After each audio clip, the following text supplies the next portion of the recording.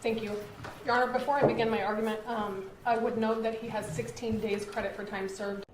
Welcome back to Advocacy Alchemy with Professor Ross. Today we got a good one, guys. This is a continuation from yesterday. Remember, we're doing 4 lectures on this sentencing of Mr. Deobra Redden. Today we're diving into the state's case in the sentencing of Deobra Redden. We'll examine the prosecution's arguments for a significant sentence, the push for consecutive terms, and their emphasis on public safety and accountability. So I'm not going to spend a whole lot of time regurgitating everything in there, but there are some things that I want to point out for the court. Initially, as indicated in our sentencing memorandum, we are asking for significant prison sentences as to each course of conduct, and we're requesting that as to each course of conduct, the sentences run consecutively to one another.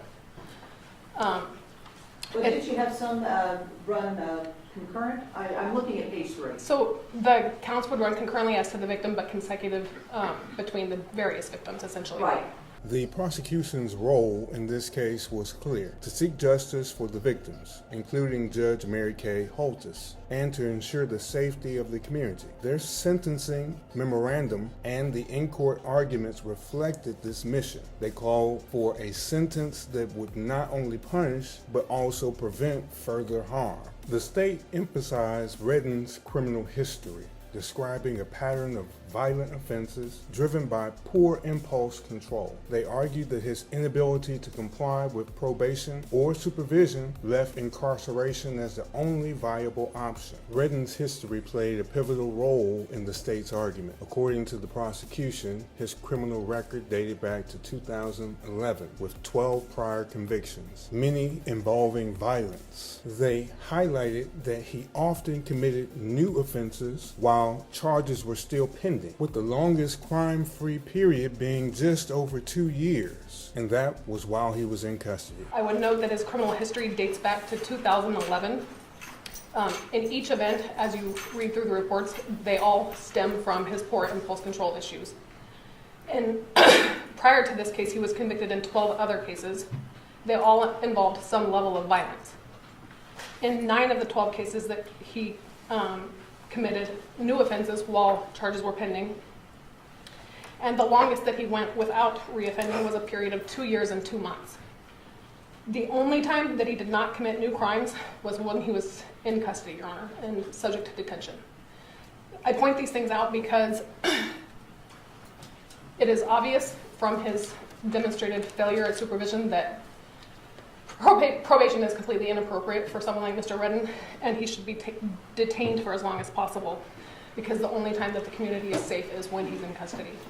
The prosecution argued that Redden's repeated failures under supervision demonstrated a lack of rehabilitation potential and reinforced the need for consecutive sentences. Consecutive sentences mean that each punishment is served one after another, as opposed to concurrently, where sentences overlap. In this case, the prosecution argued for consecutive terms for each victim, ensuring that Redden would face the full weight of the law for his actions.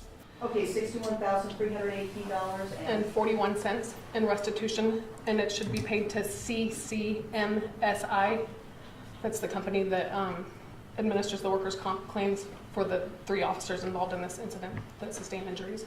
They reasoned that the separate crimes against separate victims warranted separate punishments, reflecting the severity of each act and its impact. The prosecution acknowledged Redden's mental illness, but argued it did not excuse his actions. They pointed to expert reports concluding that his judgment issues stem from personality dynamics rather than psychosis. And in Dr. Paglini's report at the bottom of page 17, he noted that he has no insight or self-awareness pertaining to his violent history. On page 26, page 34, he noted that Mr. Redden's impaired judgment is based on personality dynamics and not psychosis. So Mr. Redden was perfectly aware of what was going on at the time he committed the crimes in this case.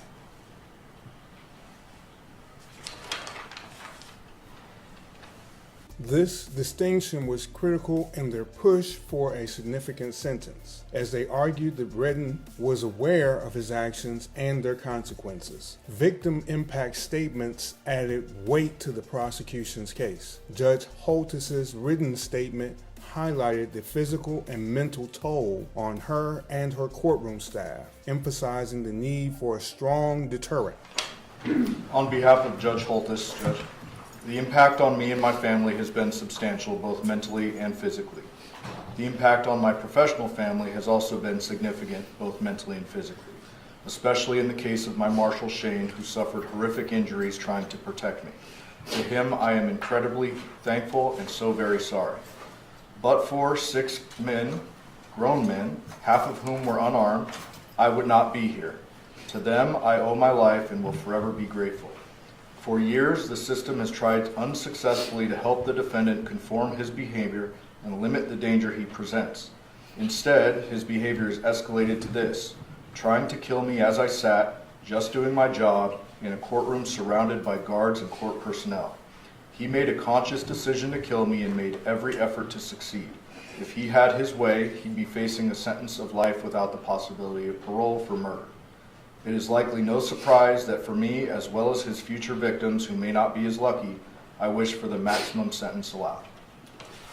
The prosecution's closing remarks reinforced their stance. Redden's conduct was not just an attack on individuals, but on the judicial system itself, warranting the maximum allowable sentence. The prosecution's case in the Redden sentencing showcased the balance between ensuring justice for victims and addressing the complexities of mental illness and criminal law. They argued that consecutive sentences were necessary to reflect the severity of the offenses and to protect the public. What do you think? Did the prosecution's arguments justify the sentence? Let me know in the comments below. Thanks for watching Advocacy Alchemy. I'm Professor Ross, and I'll see you tomorrow. Have a good day.